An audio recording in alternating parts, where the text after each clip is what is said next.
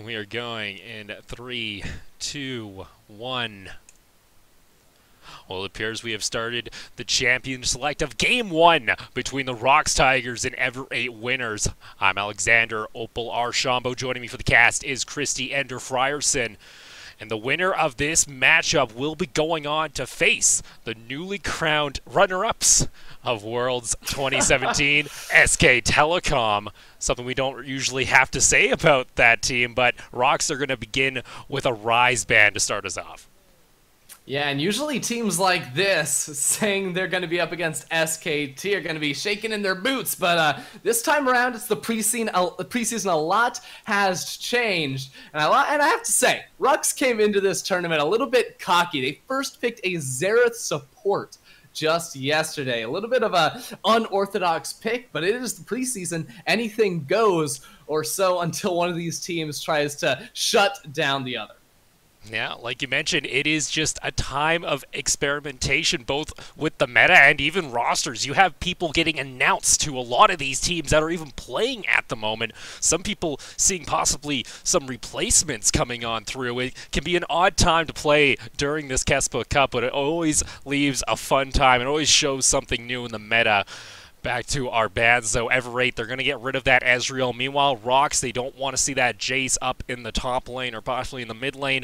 A pretty stable ban, as you can see. They banned it in their last game.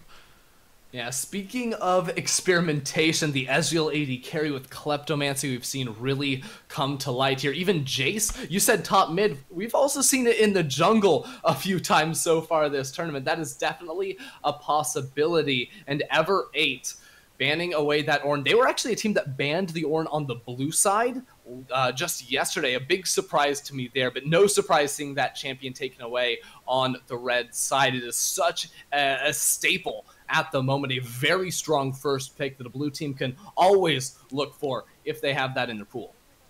And ROX going to be finishing out their first ban phase here with the Azir. Don't want Sept getting that early on in this draft phase and rather not play against the high DPS mage in the mid lane. Ever 8, they're going to round it out with that very usual Kalista ban on the red side. Yeah, I was about to say, a few of these World's power picks have slipped through the cracks. The Kalista obviously was taken away just there, but if you're looking at junglers, Jarvan, Sejuani still available. Even a lot of those supports, none have been actually touched so far, so it wouldn't surprise me at all to see that Jarvan locked in for ROX. Well, they changed it at the last second there. It's going to be a Gnar getting locked in here rather early for Linderong up in the top lane. Most likely. So instead, going to give over that possible power pick in the jungle, Jarvan, over to Ever 8. We'll have to see how they respond here. Yeah, you know, I said ROX came in here confident. You usually never see a team go for an early Gnar. Sure, you can blind pick it a lot of the time, but there are a lot of other power picks up and available. And I guess for ROX here, it's more about feeling out Ever 8. They're confident in Linderong's ability to beat Keen up here in the top lane, give him a safe blind pickable top laner, you'd assume. And now they have some opportunities if they want to, get an AD carry for Songyun that they think is favorable into the Varus. If the Jarvan goes ahead and gets locked in, which it does, now Mighty Bear does have options like the Sejuani he can go towards, or even some more aggressive junglers that we've seen cropping up here in the preseason. With Ever 8 locking in those two picks, you already give them a lot of powerful pick potential with that Jarvan and that Varus rather early in this draft. So ROX have to decide to respond here. You'd like to see a jungle pickup. It looks like that Sejuani is going to get locked in, so they won't be getting banned out here in the second ban phase. Yeah, and I'm curious to see what ROX goes for now. You know, logic would indicate you pick an AD carry right here so it doesn't get banned away, but other than the Kalista and the Ezreal that were banned away, there is still a very large pool available towards ROX. So they have the options. The Xerath, even though technically it can flex you expect it to go to Key down in the bottom lane, but that is a very risky pick, especially when you already see the Jarvan and the Varus. Even yesterday, Key got punished a lot when he was playing the Xerath with some hard engage. So if Ever 8 don't go for an engage support here in this next rotation, I expect to see ROX ban away the Blitzcrank and the Leona like they did yesterday to try and keep Key safe and keep him alive bot lane. Well, their last pick here for Everate before going into the second ban phase is going to be keen on the Maokai up in top lane. So you talk about engage and disengage even here for the side of Everate. They can choose when they want to take these fights with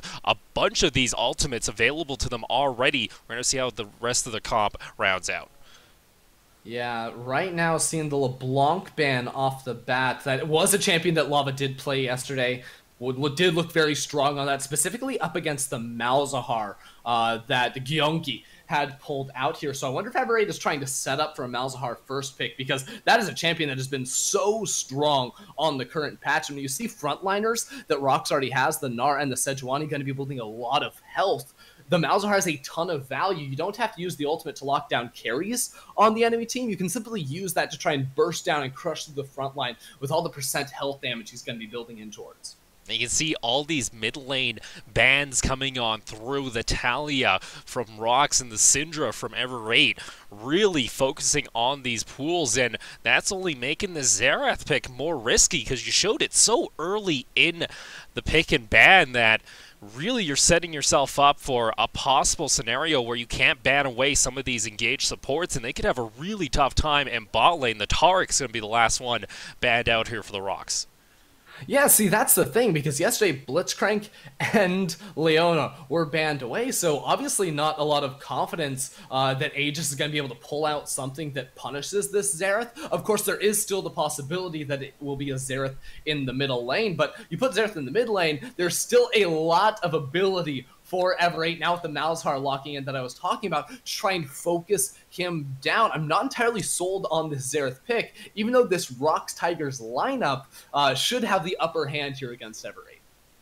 Now seeing here, what is ROX going to do with their last two picks? They are hovering this Jhin, and it's going to get locked in here for Zonghyun.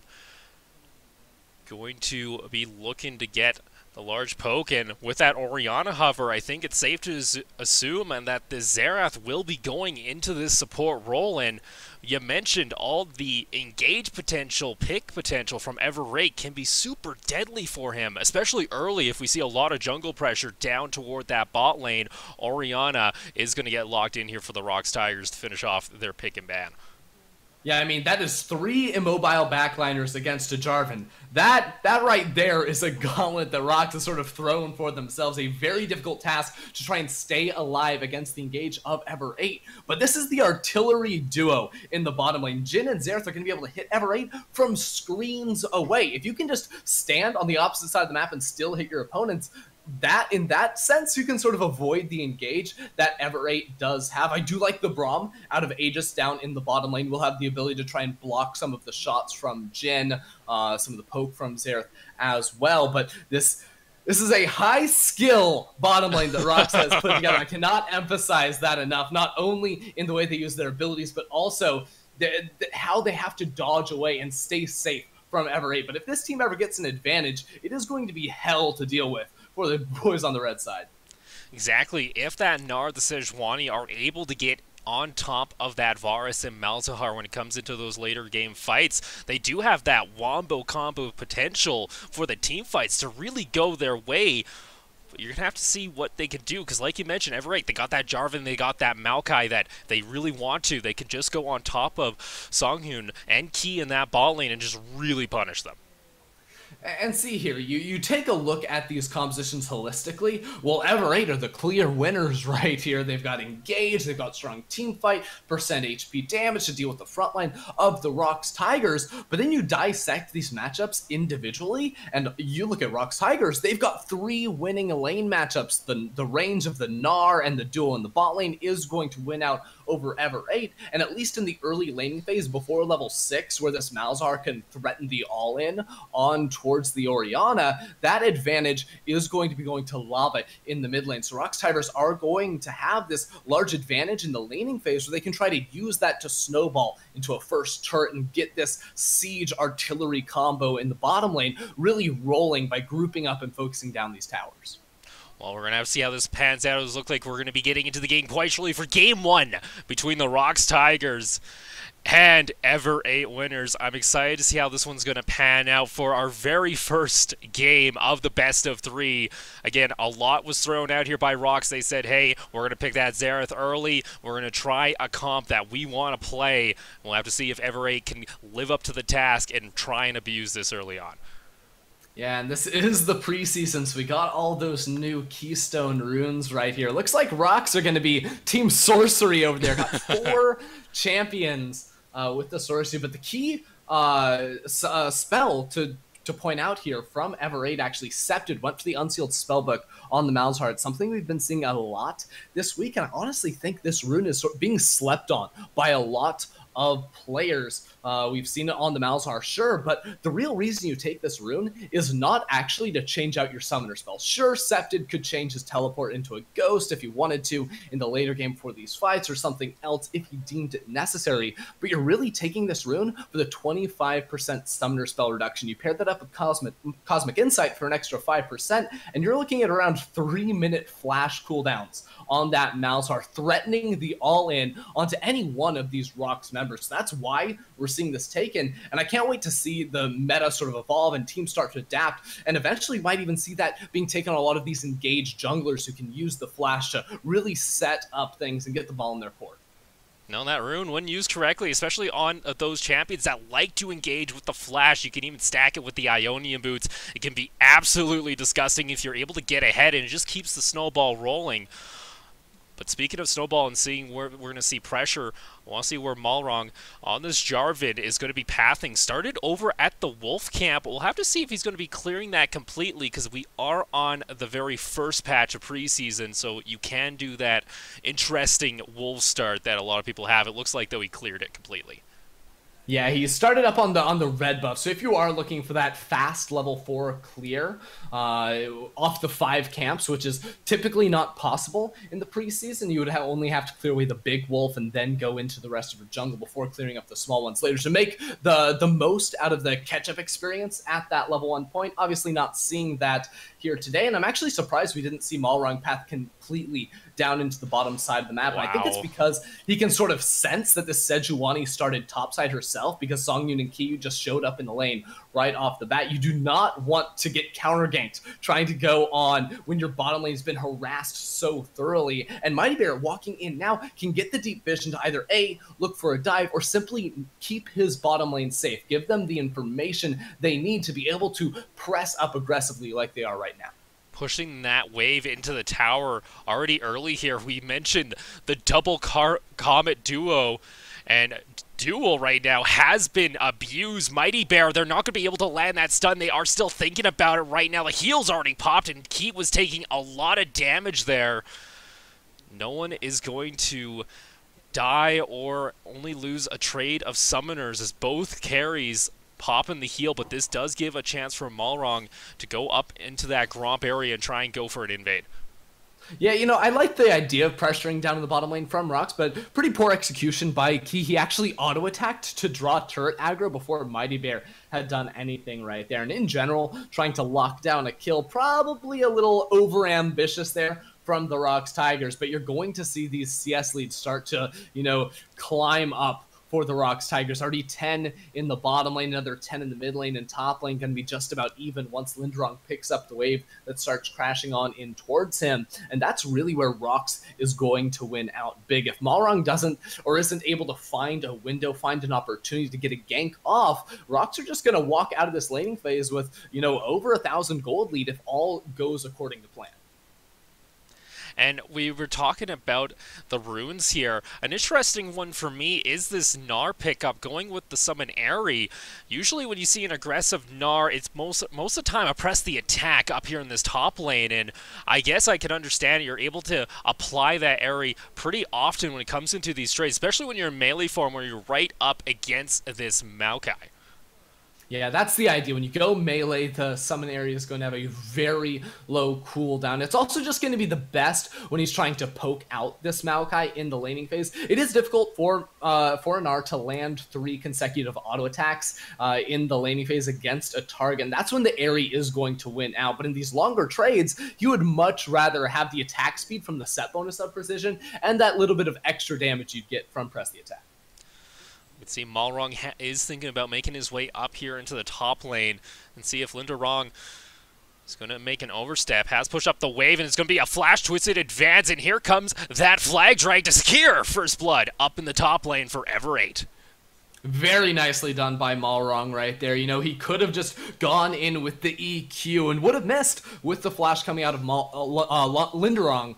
Excuse me, but instead he flashes forward to drop down the W, get that slow, and secure the kill on towards Anar. Very nicely done by him, and that was the windows. That's the opportunity that he has to continue looking for. Now that Septid has hit level 6, now that Linderong doesn't have a flash, both solo lanes are looking like very juicy targets for this Jarvan to revisit.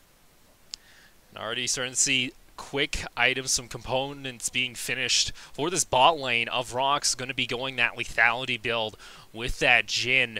You have Lava in this mid lane just looking to poke out Septid. Haven't seen a whole lot there. Should be seeing some ultimates burned. And you mentioned this Malzahar with the Unbound Spellbook, looking to make some engages, get some follow-up from this Jarvan, because I think once that level 6 happens for both the mid laner and the jungle, it's going to be a lot of chaos in the middle of the map.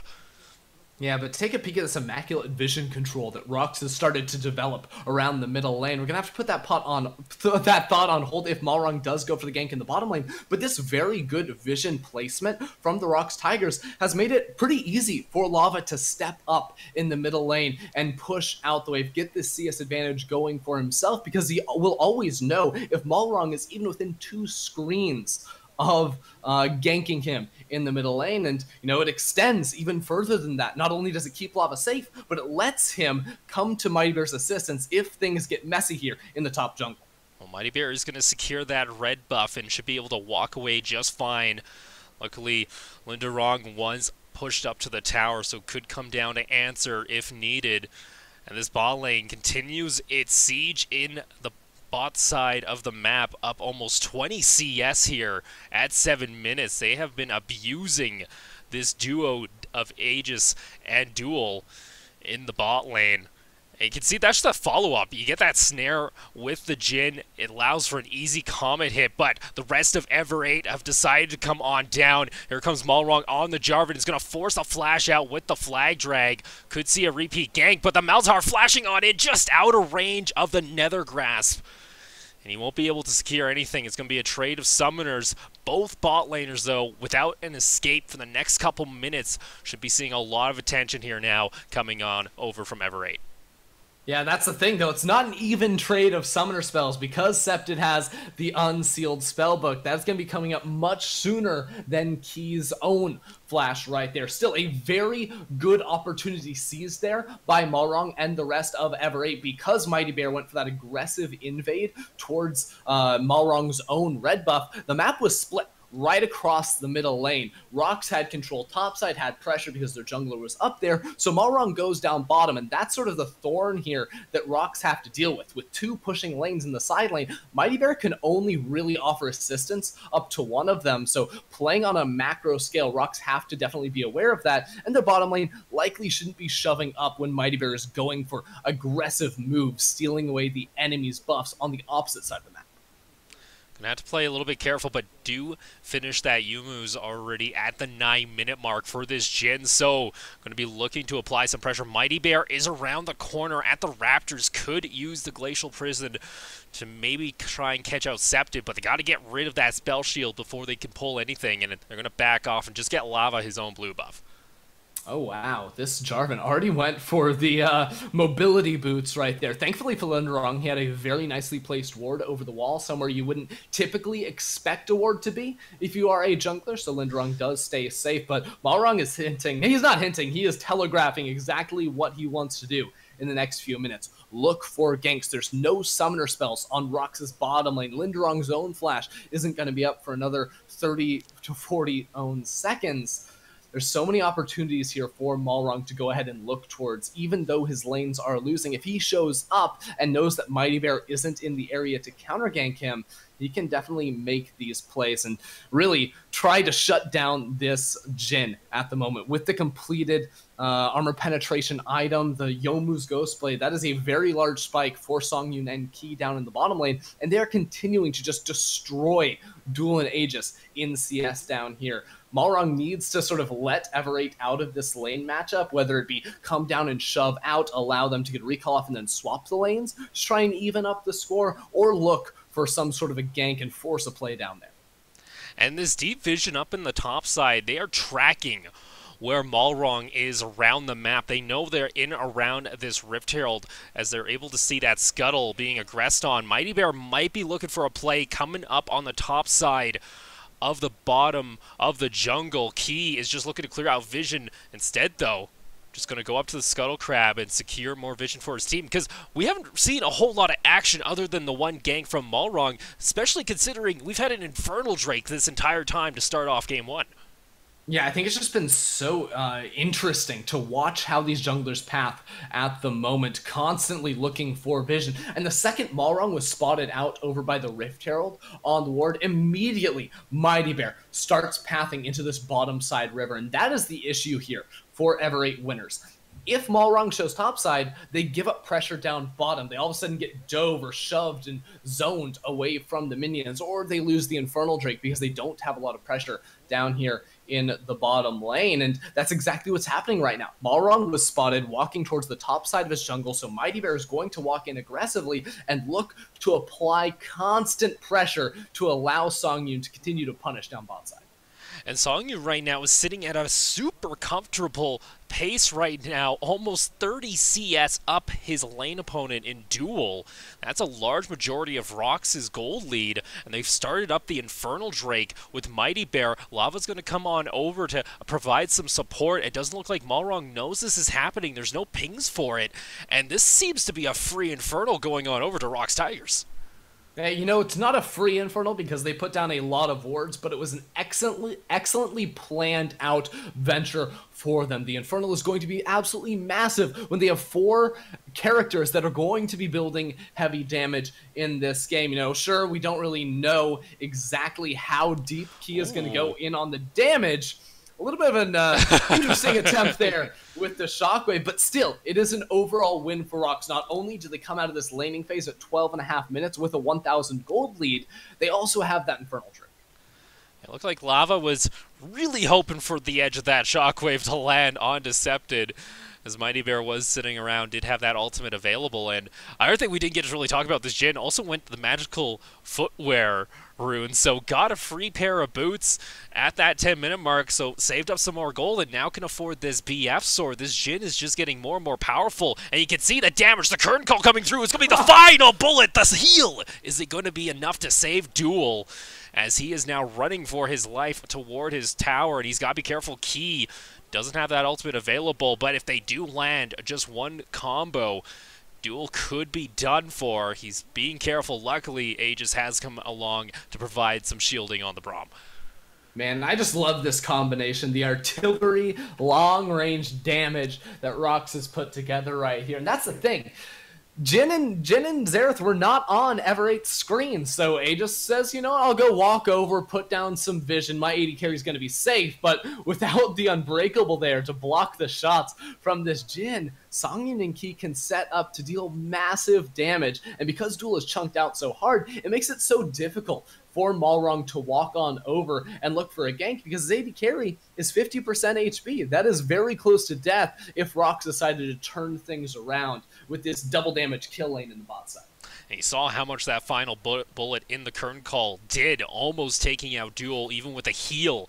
The execute coming on through, and this just long range, like you mentioned, they are just sniping him down and chipping him away. Every time he gets a little bit of health back, he just gets chunked again, in this tower isn't going to be lasting too much longer the way it's going. 1 or 2 more waves and it will fall. There is a teleport coming on over toward the top side here. Septed going over with the blasting cone up in top lane. The flash nethercrafts from the Malzahar. And it looks like Lady Wrong might be able to get out there as Linda looking very good there on the Gnar, able to use that ultimate, and that allows the ROX Tigers to secure first brick gold in the bot lane. Yeah, I like the thought process from Septed right there. Of course, your bot lane tower is going to go down because of all the pressure that went on to Duel, but now he's out of both summoner spells, and ROX get away. It wasn't a trade, a kill for a tower for a tower, anything like that. No, it is a free tower, both summoner spells lost for Everrate's mid laner, and now mid lane is under fire. All the sieging prowess that ROX has is coming to fruition right here. This is the moment they were waiting for, around the 15-20 minute mark, when they can group up and just knock down towers uncontested.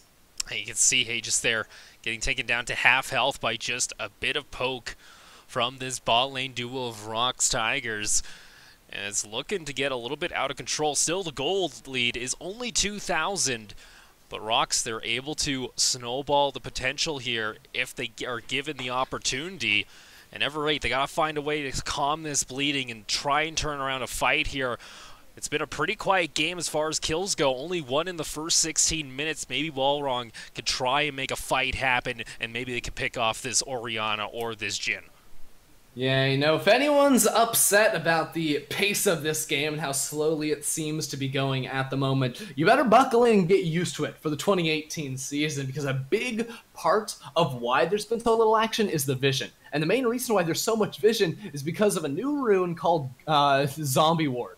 Both junglers are running it this game, and with the Tracker's Knife, whenever they put down a ward and it dies, they're going to get permanent vision until the enemy team walks over, realizes there is a ward there, and clears it away. Those are the sort of blue trinket wards that we've seen. I say that with air quotes, even though you can't see it lying around, because that's what they're going to look like to the common player. But it is a lot of vision, a lot of lasting vision that teams are going to have to be on high alert for clearing in their own jungle, because it has allowed Mighty Bear to have a constant read on Malrong's positioning so far this early game. You can see that blue buff area on the side of Everrate is lit up with wards from ROX. They got the vision deep to try and spot out Malrong around the map. They have started up this Rift Herald. Malrong is around, does have that ward about to expire, but ROX do know he is waiting there. The rest of the team coming on over. Aegis gonna refresh the vision. Sanghu's coming on down. They're looking to zone out, and Key is just looking to try and provide as much poke as they can. Aegis is going to be able to land that Q. The Varus arrow not going to find anybody. That Rift Herald going down to about 3,000. It is such a slow fight here around, but guess what? The Rift Herald buff resets to that default position, and that kind of gives Ever8 the opportunity to defend this. Yeah, they're going to have to sit here for a very long time, though. Right now, ROX are just trying to crash the wave in the top side. They're probably not going to be able to pressure down that turret. Maybe they actually will, though, because Everrate are still hovering around this area. But this is the time for Everrate to force a fight. Malrong goes on in, but he's not able to get in range. Doesn't pull the Cataclysm just yet. Teleport is going to be popped. The Glacial Prison is not going to find anything. Curtain Call is going to be used, and Malrong is going to get taken down by Mighty Bear. He will trade his life in return, but the Gnar ultimate coming over the wall is going to pick up the support as Aegis is taken down in the mid lane. Lava is running for his life. Had to burn the heal and the flash, but in the end, ROX Tigers are able to go 2 for 1 and secure what appears to be no Rift Herald. I think the buff did despawn, and Everrate at least are able to prevent that from happening. Yeah, but they still got a couple of kills and should be able to finalize and set back this turret for now. A very well thought through and set up play there from ROX, I have to say. They had the top wave in their favor, pushing on forward. We're going to get another look at this. At the start, Malrong had the opportunity to jump on towards Key, but the rest of his team was a little bit too far away. Instead, he gets chunked out. That's immediately when Linderong with the Meganar can come through with this call, and ROX just have a numbers advantage up here. It was 4 versus 3, while the teleport from Maokai Keen went towards Lava to try and lock him down. Lava had both his summoners up. Unfortunately, Septed had used the ultimate a little bit early before Keen had come through with the teleport, so Lava was able to escape and make that a positive trade. And Everrate, they could have lost a lot more members because Mighty Bear used that Glacial Prison pretty early in the fight. It didn't catch anybody. He was going for Malrong, but Malrong was already in the flag drag and was able to get on top of him. And especially in that choke point, it could have been very dangerous. But luckily, they are able to at least squeeze out one kill and prevent that Rift Herald from going on over, but they do lose a bit of map control, and now the gold lead sitting at 3,000, and this gives ROX, again, another opportunity to take the Dragons down on the bot side of the map. Yeah, the little bit of a domino effect right here. ROX had the tempo advantage coming out of that skirmish. They were able to knock down the mid lane turret because they saw dual topside. They can then take the dragon. There's no damage on the top lane turret because Lindrong had been pushing top lane the entire time. So it is just simple objective wins here for ROX, and they're not losing anything for it. You can see Linderong up in that top lane, wanting just to defend the tower. Malrong has come around to maybe make a play, but guess what? The Gnar is already gone. Doesn't have the TP available. ROX have rotated 3 members up toward this top side to defend this turret, and Mighty Bear also coming on over. And I feel like Everate, they're always just a step behind of the ROX Tigers at this point. They're just not able to find a way to open up this map objective-wise. Yeah, they're trying to be a step ahead right now here, though. Keen, instead of going bot lane and farming, recognizes he's the mount guy. He's here to engage fights, not split push against the Gnar. He tried to make this global trek across the minimap. Unfortunately, he was spotted out on wards pretty much the entire time, so the play has been telegraphed towards the ROX Tigers. They can now respond, move the majority of their members up to the top side of the map, and with the turret here, they can potentially try to defend this even down in numbers. Well, Keen is heading on back. He has to deal with this Gnar in the bot lane, and no one is going to be able to get any more damage on this turret. It just looks like Everate are very scared of committing to anything because ROX Tigers just have so much control, and especially when you don't have that teleport on your top laner available, you have to back, you have to answer this Gnar split push. That's a very big deal right here. Now ROX, they've got Mighty Bear in the area. They can push and pressure and move and clear away all the vision that Everate just set up. That was sort of the saving grace for Everate. They grouped up. They realized, we are losing the game at the moment. We're down 3,000 gold. We just need to group and take a spot on the map, claim it as our own, and win if ROX ever shows up there. But because their play didn't work out, ROX never took the bait with Key on the top side. Hold that thought. Yeah, they're going to catch out Key on that Xerath right there in the top lane. Rather a quick engage with the Chains of Corruption and the Cataclysm, or the Fly Drag combo coming out of Malrong, and easily pick up the kill. It was rather unexpected. He was just a little too far, but that's the thing Ever can do if they get that opportunity to spot out this very squishy targets in the form of the Orianna, the Jhin, or the Xerath. They can pick off those members and get objectives like they just have as they finally get the first tower of the game. Yeah, I'd have to watch the replay again right there, but it looks like with both of Songyun's summoner spells down, the initial engage might have been towards the Jhin, and Key just didn't realize that his AD carry was going to have quick enough reaction time. So Key went down without using his own flash right there, and that is the very present ability to punish this immobile Xerath support from Everate. It extends to the Jhin, to the Orianna. The engage tools are there for this lineup. So even though they are down 2,000 gold at the moment, we said they do have the superior team fighting team if everything works out properly for them, and their pick potential is second to none up against these immobile, squishy mages, casters really, that ROX have on their lineup, and they're not itemizing defensively. There's no Quicksilver Sashes to try and dodge away from the Chain of Corruption or the Nether Grasp from Septed. ROX are going to be vulnerable if they ever find themselves out of position. Yeah, you can see that QSS finish for Duel on this Vera, so he will have a way of escaping any kind of CC. At the very least, Mighty Baron, though, gonna go instantly QSS'd away by Duel. That's beautiful, but guess what? This follow-up from the snare and the bullets, he's gonna get taken down as Songhyun is going to secure the kill with the Kern Call shots, and that's just the combo. You get caught out by one of these quick snares or stuns from Key, it's all over with this combo because they can just follow up and apply so much damage onto the single target. Yeah, and that Xerath E always seems to be a little bit longer than you initially expect it to right there. Duel getting caught out, and this combination has been working out for ROX. 1 second they get punished, they look a little bit off, Key goes down, the next they're nuking Ever 8 and turning this game quite around, speeding it up, as a matter of fact, as now they're looking towards this Baron. They do have a Mountain Drake, but it's still incredibly risky. They do not take this quickly with the Jhin.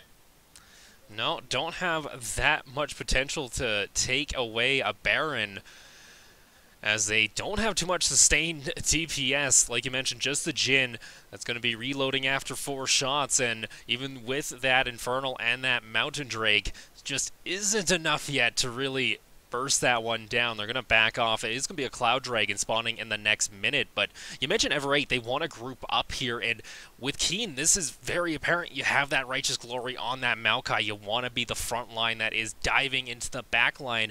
They just haven't been able to do it because Linderong has just been keeping him busy on the opposite side of the map. Yeah, with the double split push items right there, the Gnar is an absolute menace. But more interesting decision is actually this Jhin. We don't see a lot of Jhin now that it is preseason, and he functions very well with the Arcane Comet to punish in lane. I expect we'll end up seeing a lot more of him, but he's going heavy on the CDR components. This is what we'd see out of the utility Jhins back in 2016, if you can think back that far. But he's got a hefty amount of cooldown reduction at the moment. That means low CDs on his Ws and on his ultimate to constantly look and try to find picks onto Ever 8 members that are by themselves. And it seems right now we're just doing this dance around the Baron where vision is exchanged back and forth, really just hoping that one member will overcommit. Maybe they can try and catch out one of the split-pushing members in a side lane, but if anyone shows other than that Maokai, it is going to be an instant call onto this Baron for ROX because they know they will have that opportunity to win a fight. And look, here's a teleport coming in from Linderong from this Gnar. Doesn't have the Mega Gnar available. It is going to be answered, though. Glacial Prison is going to land right onto Aegis. Duel going down super low at the moment. Shockwave is going to land, and Linderong is going to pick up the kill. Netherglass grass coming from the side. Lava is contained. It's a double kill with this Gnar as he's able to take down the combo. Curtain Call going to be popped here by Sunghyun, and the rest of the team just waiting, looking for another member. That is going to be a triple kill in the end for Linderong on this Gnar, and with 3 members down on Ever 8, they are going to make the call for Baron. The real hero of that fight, who is whoever managed to push forward and put down that deep ward in the lane for Linderong to teleport on over towards ROX. Set up that play beautiful. The bars without summoner spells was prime picking, and now it's up to ROX to try and zone Malrong, so he can't get the Baron. There's no smite for Mighty Bear. There's no smite right now, and it is going down, but look at the damage from Sunghun over the wall. Flashes and takes out Septid. They realize, hey, you're going to delay us? Well, guess what? We will just kill you, as they're able to open up this gold lead now to 5,000. Let's take another look at this fight. Yeah, well, I guess that's something to trade right there. Mighty Bear getting executed. This is the teleport ward I was talking about. Duel has no summoner spells, is left here to die pretty much, even though Ever 8 tried to go ahead and save him. It actually looked for a second like Ever 8 was going to be able to turn this around with the Nethergrass just because Key was so far away from where he ulted, but Linderong is so strong at the moment with his 2 core items that he was able to clean up shop in the 1v3 over towards the top of your screen and ultimately get 3 kills and set up for that would-be Baron attempt. That's a huge influx of gold onto this Gnar. Actually going to pick up a QSS for himself on top of that Giant's Belt and Warden's Mail. And a Curtain Call used yet again. They are looking for members at every possible opportunity when this is off cooldown. And when you did get all that CD built into the kit with the Essence Reaver and that crit to scale it back up, he's able to pop this as much as possible. But will they overextend? Twisted Advanced Flash is going to be used by Keen. It is going to be QSS, the Nature's Grass coming on through. And guess what? They take down the Xerath with Septid. It's going to be a double kill underneath the tower. And Ever 8, it looks like they finally have able to pick a fight in their favor and take out this mid-tier towers. Linderong was nowhere near it, and now it opens up the possible Baron. Yeah, great job by Ever 8's front line right there to engage and split apart the ROX Tigers. Not only were they able to take down Key very quickly, but Malrong was also over on the opposite side of that fight, zoning away Lava from the rest of his team so that there couldn't be a big shockwave underneath the turret to turn things around. Now, ROX, without a smite of their own, without a front line to go ahead and face check in towards that Baron, are going to be trading for the Dragon, but that is going to definitely not be what they want. Yeah, they're coming on over. They want to try and contest this. ROX wants to maybe clean up a fight or maybe make something happen. It looks like there's going to be the W from the Jhin is not going to be enough, though. Kern Call also used to try and catch out as many members as possible. They want to see if they can punish Keen, maybe take some members out. Beautiful snare is land there by Sunghyun, and they are at least going to take out one of the Baron buffs, but a very weird call there from ROX. They wanted to get that Dragon, but I guess they didn't respect the Baron call. Maybe didn't expect ever to go for it. Yeah, bittersweet victory for the ROX Tigers right there, getting the 1 kill, and it was very indecisive, although I think everyone here in Seoul would have lost their minds had the Arcane Comet from Sunghyun actually stolen away the Baron. It is a 5 versus 4, though, so ROX are playing very aggressive. Septed had to use that flash to get away. Lava was waiting with that Orianna ultimate, didn't land, but they get it off. They get rid of that flash on Septed. He can't use that for the next 3 minutes or so, and he won't be able to engage with it. Even with those Ionian boots completed, had to use it defensively, and ROX is going to go back down and pick up the 3rd Dragon of the game. Next one is going to be an Elder, so that could be a possible point of interest for them. They have stacked up the Dragons. Man, this game is so hard to call right now. Even though ROX have the 3,000 gold lead, Everate were able to get the Baron, just had a very good team fight go in their favor. And I really think the battle here to watch, usually we're used to watching carries battle it out. Who can stay alive in fights longer? But this time around, it's really, can ROX's backline survive the initial engage from this Maokai Jarvan? If they can, it is a ROX victory. If they can stand back and get their artillery off, knock out a target, or at least take them low enough to get them out of the fight, ROX are going to win out. But if Everate can get these hard engaged, can lock Sunghyun or Lava or Key inside the Cataclysm and burst them down, it is going to go massively in their favor.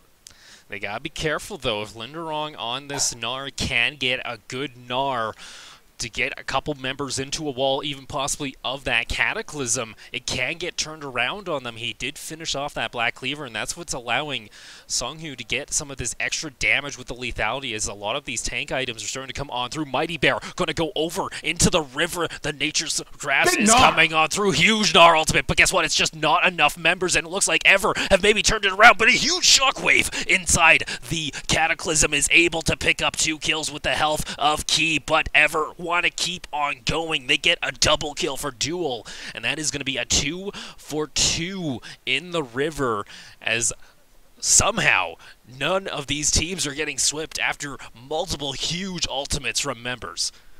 Yeah, that's the thing. Oh, teleport. The ROX Tigers, oh yeah, they're TPing in. Linda, with the help here of Lava, is going to pick up the kill. They get an assist onto Sunghyun, and I believe that gets rid of every Baron buff that was remaining on the map here for Everate. That is a huge play for ROX, because now with a decent wave, Linda can at least get some chip tower damage with Sunghyun, even possibly take the tower. Yeah, big wave up here for the ROX Tigers to try and work with. It would be difficult to press on forward for that tier 3. They only have 3 members here in the top side, and Keen does have teleport. There's a nice ward behind Everate's own red buff that would be a good place to flank for, and I think ROX have the right idea in mind to jump ship now before they have a TP play turn things on their own head. Just the amount of TP plays here, but we'll get back to that in a minute as we get a second look here of the river fight.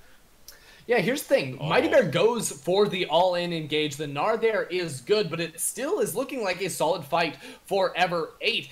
Then that shockwave turns it around. There is a massive burst here from the ROX Tigers lineup, but then their spells are on cooldown. They have to back up. They don't offer anything else. That's one of the things that you don't get with a Jhin. You don't have a consistent DPS dealer like the Varus in the AD carry position, so they have to wait up just a little bit, get Linderong back into base to TP him in, and pick off Septed running towards his own fountain.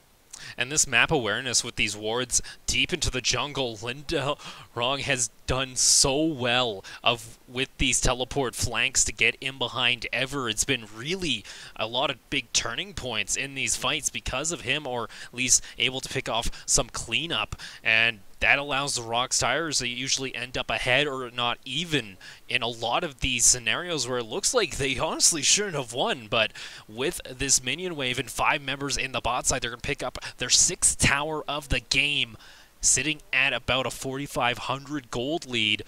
At 35 minutes, Elder Dragon will be spawning in roughly 4 minutes, but they want to see if they can try and at least get an inhibitor tower. It's just these choke points are going to be very dangerous, especially when you're going against this Maokai that has the Righteous Glory and that ultimate. Yeah, and before we get to that next Baron, before that next big team fight, it's good to call out that Septid switched up his teleport, went for the Ghost instead. So there's not going to be any 1-3-1 from Ever8, not that there ever really was going to be with this Malzahar. The Ghost, though, will give him a lot more agency to operate within these team fights. He needs mobility to dodge away from all these skill shots and all these missiles that ROX is going to be sending his way. And if he's able to do that, this 4-item Malzahar is going to be able to shred anyone that he touches with the Nether Grasp. It doesn't matter if it's Songyun, it doesn't matter if it's Mighty Bear, they are going to melt that single target DPS. And quickly to note here, Songyun has not upgraded his boots just yet. He still has the magical footwear rune item, and with that, Cloud Dragon has made up for the fact he hasn't upgraded them just yet, and it allows him to focus more onto this penetration, looking to finish off that last Whisper item after that rapid fire cannon and just be able to walk in and out of these fights with the 4th shot, and that's what's allowed him saving some of this money early. And with that snowball that we saw a little bit early on and getting that early CS advantage, he has translated that into an advantage and some extra damage across the map. Yeah, now both objectives going to be spawning at relatively the same time. I'm most interested in where Ever8 decide to post up and put down vision, because they are down at the moment. They don't have the deep vision they necessarily would have liked to against ROX. They're probably not going to be able to put down wards on both sides of the map. So usually we'll see teams that are on the losing end of things decide, we fight for the Baron, we fight for the Elder Dragon. Either ROX comes and we, fight them head on, or we just simply trade the objectives. And I expect ROX to look more for this Elder Dragon. They do have 3 themselves, and it's also a lot easier as a blue side team to control that area around the Dragon. But giving up Baron and actually having Baron for a sieging team is so important that I guess they're just going to focus around this one for now. And try and just choke off Ever as much as they can, because he, at this point, he doesn't have any good teleport wards to go to, only the one up in top lane. If a fight were to break out and he had to home guard from the base and try and get into that backline, that's kind of been the big difference. We haven't seen a really big teleport play come from this Maokai up in the top lane, and especially with the Baron being started up, also Elder now on the map to follow. This is a big turning point in the game. Can ROX secure it, or can they turn around and go straight onto Aegis? That's a lot burned for this support, and he's able to at least get away. Redemption is going to land and at least heal them back up. The Kern Call landing onto some targets, but there is the Nature's Grass coming on through the river from the Maokai. Shockwave is going to land onto one member. Keen is going to get knocked back into his team, but is it enough? Is this the right target? No, it is not. Cataclysm is going to lock up the team. It's a trade 1-for-1. Aegis looking to run away. He gets sniped out by Key on the Xerath. And now ROX with the advantage, with still their jungler pretty healthy, sitting at about 2,000 health. They can look to maybe try and bait out another Baron attempt and maybe pick off another member. They instead are looking to start it up. Ever8 in a very tight position right now, down a member. Malrong, though, has the opportunity to steal. Septid is recalling. It's not going to be a fight. They're not trying to contest this. Actually, I would have much rather liked to see Malrong and Duel go over towards the Elder Dragon and try to duo that while ROX was busy on the Baron. But instead, they lose out to their arch nemesis. That's time. Big side waves prevented them from pressuring around that Baron. We get to see this one more time. It looks like at the start, Ever8 was able to turn away, but on your minimap, big sideways. Again, very important to note here, because Ever8 feels so much more pressure to try and force. Then when Septid gets picked off and has to flash it away, this fight really starts to turn around, because on one hand, you have an immediately bursted down Maokai, and the other, a lot more ultimates spent on towards getting that Gnar out. That 6-item Gnar. Now ROX with the Baron are going to be able to easily pick up this Elder, take that into Ever8's base, where they should be able to knock down multiple inhibitors uncontested. Now forever, what can they do here? They have to turtle on back and try and fight in one of these choke points, preferably where they might be able to turn a fight into their favor. But guess what? Linda Wrong has now come with the team and is slowly building up that Nar bar so that he's going to keep it around the halfway point so that if they decide to try and contest it, and they can't. Look at the damage to this turret. There's nothing Ever8 can do. They have to let this inhibitor fall, and they have to somehow wait out this Baron and Elder Dragon buff. Yeah, ROX are playing it perfectly right here. There's literally no reason to try and split push. The only way ROX lose somehow, and even then they probably don't, is Ever8 engage when Lindrong's in a side lane 5 versus 4 and try to burst down some of these carries. If they just group up, Ever8 will have to seed away pressure, seed away these towers, and that's exactly what's happening at the moment. Mid lane goes down, and now there's a lot more pressure that Ever8 is going to have to deal with, and for the next minute and a half that ROX has this Elder Dragon, has this Baron both running simultaneously, Ever8 are going to have to play back and give up objectives or throw it all away on some miracle fight. And you got 5 members of Ever just clearing out waves in the mid lane, but guess what? ROX has already rotated and are getting close to that second tier tower area in bot lane, and it's just delayed rotations. Luckily, the wave did stall out onto some minions, so it didn't get pushed in immediately, and ROX have to back off a bit because they don't want Sunghoon to get caught out on this Jhin, even though he does have that QSS available to them. They don't want to overcommit to any fights just yet. Mighty Bear just clearing out some wards, and now again waiting for another wave so they can try and push up toward this tower. Yep, Mighty Bear just making sure that Ever8 don't have any options to teleport in and force a team fight. There's still Elder Dragon on this ROX lineup, so this next wave is the deadly one for Ever8. They might have to give up this tower. It's going down fast. Look at that burst damage, and here comes the Glacial Prison. This could be it. They are getting Aegis so low, and they will snipe him down. Kern Call is going to be popped by Sunghoon. The Gnar ultimate is going to pop Kane back toward the team, but Duel is still alive. He's looking to kite on back. There is the Shockwave. It is going to force the flash out of Duel, and that is 2 members of Ever8 down. 5 members of ROX still surviving. 2 minion waves pushing in via the mid and the bot side. This could be it. Nexus Tower 1 is going to fall. Can Duel do anything here? Can Septid try and save the Nexus? It doesn't appear so, as ROX now only looking at this Nexus very low. Septid is going to try and turn this one around. Maltang is going to look to get the Cataclysm, looking to kite on back. Duel will get taken out, and I think that is going to be it. A double kill. Going to try and make it a triple, and it's going to go over to ROX in game 1. Yeah, ROX came in here with the early Gnar, with the early Xerath, maybe a little bit of disrespect, but it was a close game. Make no mistake, even though they rolled over Ever8 at the very end right there, the difference was one team fight around the Baron. As soon as the ROX Tigers got both of those neutral objectives, there was no chance for Ever8, but if they go back to the booths, make some adjustments in the next game, we could be having quite the series on our hands here tonight. You gotta wonder, what is Ever8 gonna try and change here? They let that Xerath go through, and that bot lane was very abusable on the side of ROX Tigers. We just never saw the jungle pressure there, and now you have to think, you want to try playing against that again, or will the ROX Tigers have something else up their sleeve? Yeah, you know, personally, I'd like to see a little bit more aggressive support, whether it's the Leona or the Alistar or something along those lines, something that can force engages onto the Xerath, because that Xerath should have died multiple times during the laning phase if Ever8 focused around the bot side, used this Jarvan, used the roam power of the Malzahar to try and lock down and punish, but instead they had 3 losing lanes and slowly got choked out over the course of the game, always down in turrets the opposition. Well, we're going to head to a quick break, and when we come back, we'll see whether or not Ever can turn this around and take us to a Game 3. Don't go anywhere, guys. More Kespa Cup action coming your way shortly after this break.